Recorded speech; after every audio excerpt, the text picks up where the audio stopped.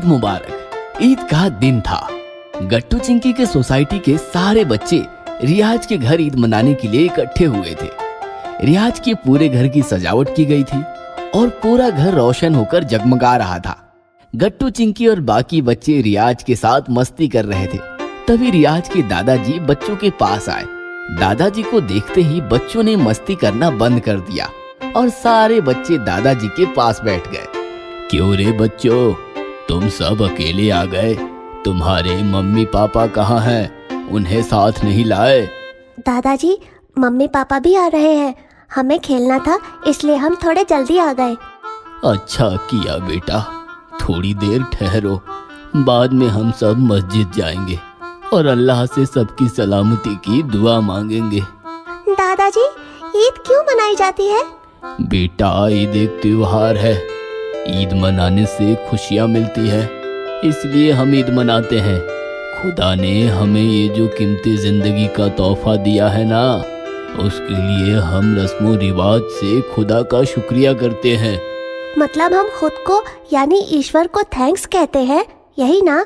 गट्टू की बात सुनकर दादाजी मुस्कुराते हुए बोले, हाँ बेटा, ईश्वर को थैंक्स कहते हैं। ईश्वर हो या अल्लाह, राम हो या रहीम, सब एक ही है। सबकी सीख यही है कि एक दूसरे के साथ प्रेम और भाईचारे से रहो और जीवन का आनंद लो। इसलिए हम ईद मनाते हैं, रोजा रखते हैं और फिर मीठे मीठे व्यंजन खाकर एक दूसरे को गले लगाकर त्योहार की बधाई देते हैं।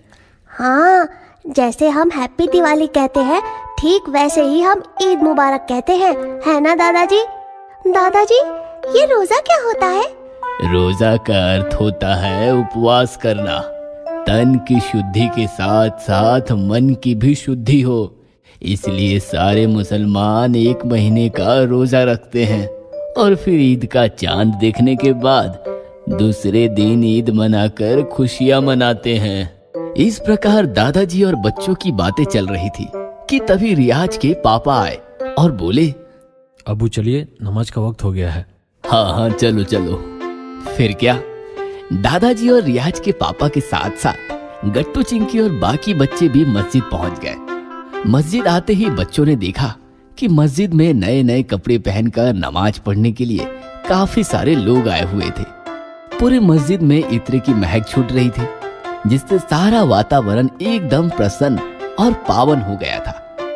सारे लोगों ने मस्जिद में नमाज का सामूहिक पठन किया और फिर सब लोग एक दूसरे के गले मिलकर ईद की शुभकामनाएं देने लगे। गट्टू चिंकी और बाकी बच्चे भी एक दूसरे के गले मिलकर ईद की शुभकामनाएं देने लगे। ईद मुबारक हो रियाज। थैंक्स गट्टू, तुम्हें भी ईद मुबारक हो। ईद मुबारक हो Riyaz. Same to you Chinki. नमाज खत्म होने के बाद दादाजी के साथ साथ सारे बच्चे मस्जिद के बाहर आए तो उन्होंने देखा कि मस्जिद के बाहर कुछ गरीब बच्चे और औरतें बैठी हुई थी। लोग उन्हें पैसे और कपड़ों का दान कर रहे थे। ये सब गरीब लोग हैं, इनके पास ईद मनाने के लिए पैसे नहीं होते, इसलिए इन्हें पैसे और कपड़े देकर इनके ईद मनाने का इंतजाम किया जाता है। ये सुनकर गट्टू और चिंकी भावुक हो उठे। फिर सब मस्जिद से सीधे घर आ गए। रियाज के घर में अब ईद मनाने के लिए काफी सारी भीड़ इकट्ठी हुई थी। गट्टू चिंकी के मम्मी पापा और सोसाइटी के बाकी लोग भी आए हुए थे। ईद मुबारक हो इम्तियाज। आपको भी मुबारक हो भाईजान। थोड़ी देर बाद रियाज की मम्मी सबके लिए शीरखुमा और मिठाइयाँ लेकर आई और सबको परोसने लगी। सबने शीरखुमा और मिठाइयाँ खाई और सब लोग तृप्त हो गए। बच्चों ने भी जमकर मिठाइयाँ खाई और फिर भी काफी सारी मिठाइयाँ बच गई। यह देखकर गट्टू ने रियाज को इशारा किया और सारे बच्चे कोने में आकर प्राइवेट मीटिंग करने लगे। क्या बात है गट्टू, और मिठाइयाँ खानी है? नहीं रे, हम सबका पेट तो भर गया है और फिर भी काफी सारी मिठाई अभी बाकी है, तो क्यों ना हम ये बची हुई मिठाइयाँ मस्जिद के बाहर बैठे उन बच्चों में बांट दे। हमारे साथ साथ वो बेचारे भी तृप्त हो जाएंगे। गट्टू की बात सुनकर रियाज खुश हो गया। बात तो तू एकदम ठीक कह रहा है यार। दादाजी कहते हैं कि ईद में खुद से ज्यादा दूसरों की खुशियों के बारे में सोचना चाहिए। दादाजी बिल्कुल मना नहीं करेंगे। मैं अभी उनसे बात करके आता हूँ। ऐसा कहकर रियाज दादाजी की तरफ भागा और उनसे बातें करने लगा। थोड़ी देर बाद बच्चों ने देखा कि रियाज मुस्कुराता हुआ मिठाइयों का ट्रे ला रहा है। तुम लोग खड़े क्यों हो? अंदर किचन में और भी मिठाइयाँ बची हैं। दादाजी ने सारी गरीब बच्चों में बांटने को कही है। फिर क्या था, सारे बच्चे भागे और मिठाइयाँ उठाकर मस्जिद के सामने पहुंच गए और गरीब बच्चों में मिठाइयाँ बांटते बांटते ईद की खुशियाँ भी बांटने लगे।